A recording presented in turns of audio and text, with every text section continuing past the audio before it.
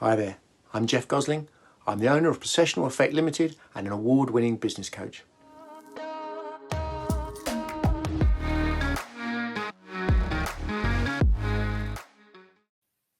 This is the big one, bias. Okay, so before we go into any decision making, let's look at bias. Now, many of you have been profiled with me. You understand your profile and you've seen the power of, or the danger of having that profile in the past. Okay, and some of you will have seen this identity iceberg. But hey, listen in, you'll learn something new. So remembering that our behavior is simply our actions which result from decisions. And therefore, it's all above the surface. So if you're managing someone in your team and you're wondering why they're doing something, it's underneath that you're going to find out. And that's based on their skills, their beliefs, their value, and their identity. And crucially, that's all floating around in our environment, which we'll come on to later because it's so important.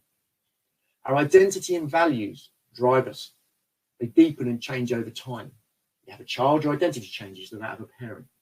Okay. Sometimes you need to go through an identity shift from a self-employed person to a business manager when you're managing people. These are shifts. We're not going to cover those today, but these are things you need to understand and see if they're impacting your decisions. Crucially, skills, surface level. Come along today, learn a new skill, how to make decisions. There's a decision-making process. Okay, you've learned something, you can apply it. Okay, reasonably easy to change, right? Beliefs is actually where we're going to focus mostly today. Beliefs are so powerful, positively or negatively, and yet they're just statements in our mind. I mean, ultimately, we change them all the time. So basically, we're driven by these beliefs based on previous evidence. Much of it isn't even accurate. Dangerous. Okay? Just to emphasize this for you, just think of an example of where you found out later that your belief was wrong. So you found out something new and thought, oh my goodness. And it's just changed your belief. We do it all the time. Just write one down because it's important to reflect.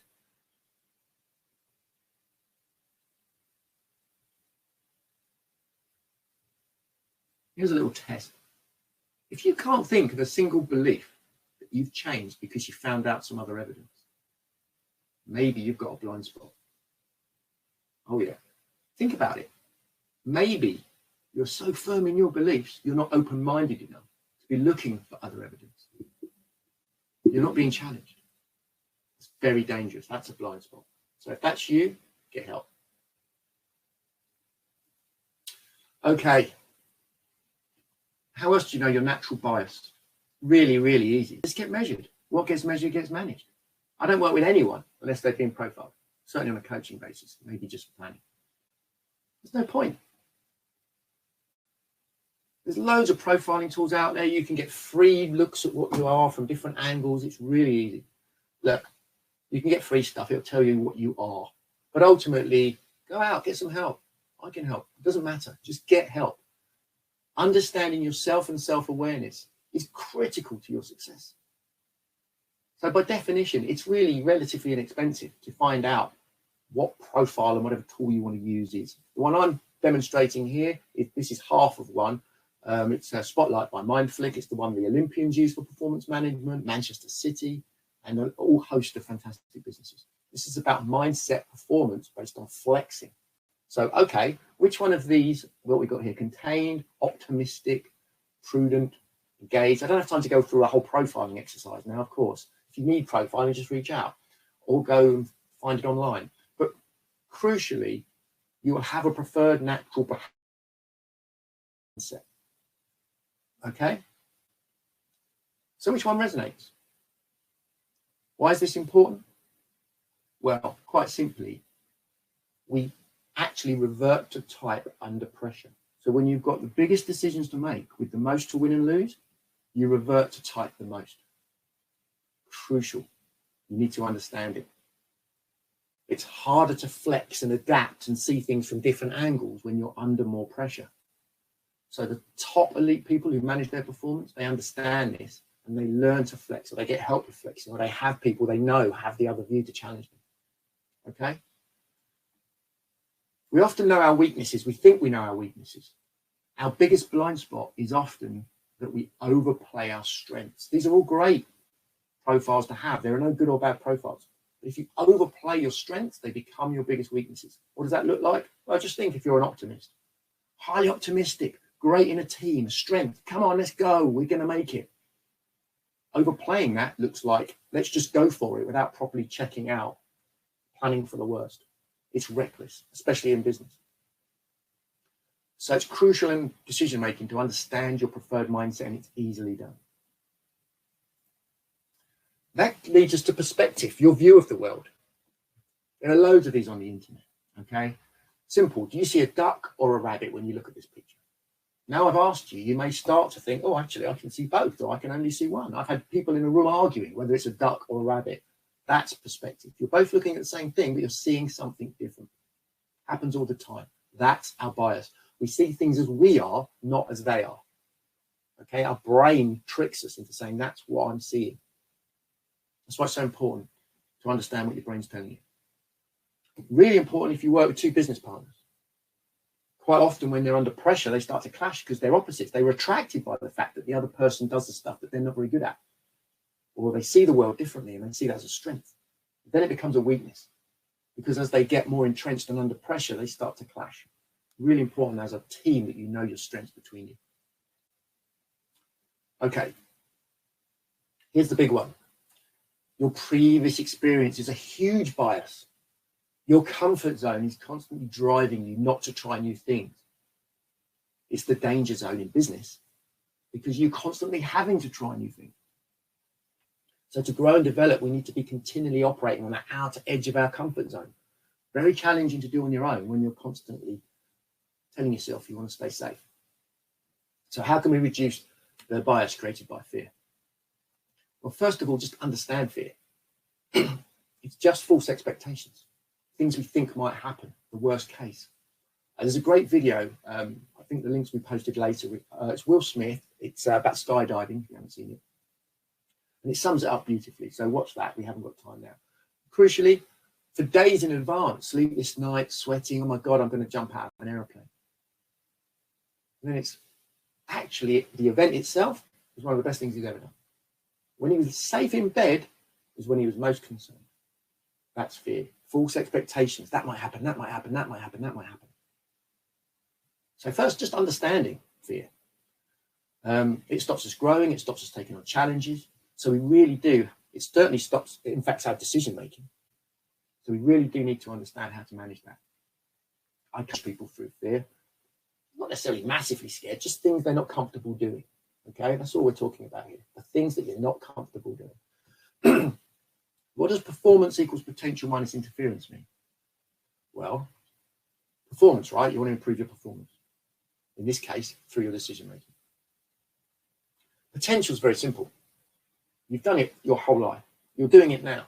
By learning, growing, developing, reading, all of these things, working with other great people, learning, all of those things increase your potential. You're better now than you were years ago. You continue to do that, you grow into the person that can be better again. Potential is understood. However, interference is less understood. What's interference? Okay, let me ask you a question. Think of you've got goals. Okay, here's the question. What would you do to achieve your goal faster if you knew you could not fail? Write that question down. It's great for decision making. What would you do to achieve your goal faster if you knew you could not fail?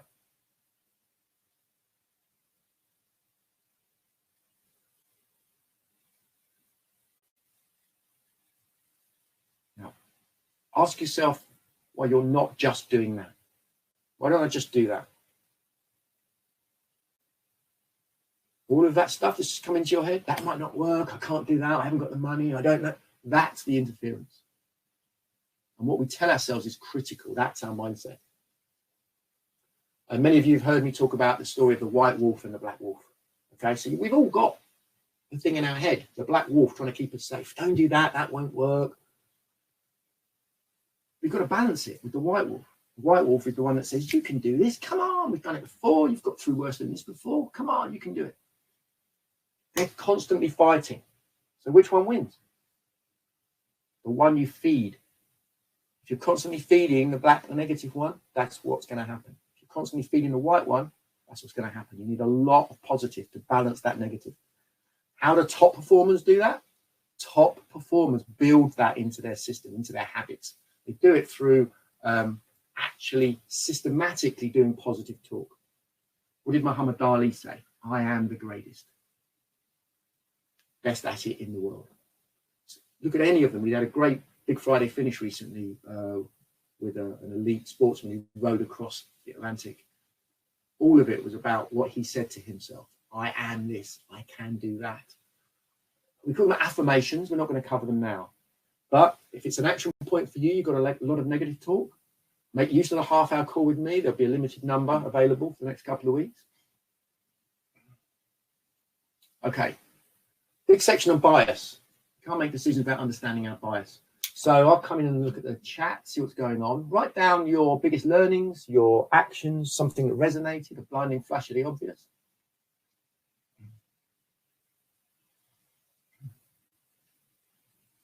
Let's update this.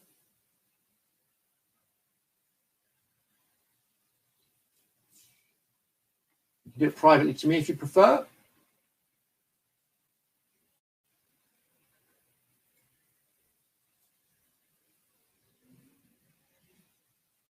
Okay, how are we doing for time?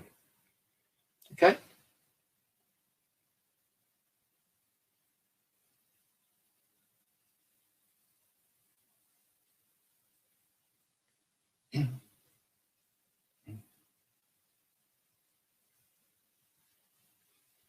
Thanks, Simon. Plenty of you are clients, so if you've got questions in more detail, we can obviously cover them off when we speak. Good one, Vanda. That's what's holding you back. Excellent. Good, good. I'm conscious on time. And remember, we've got time at the end. You're welcome to engage live or, well, through chat at the end with Q&A.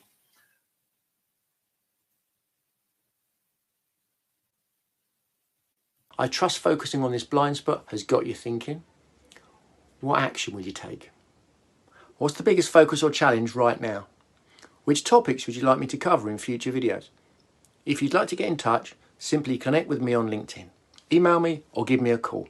If you'd like a complimentary blind spot call, you can schedule directly using the link in this slide. I'm here to help.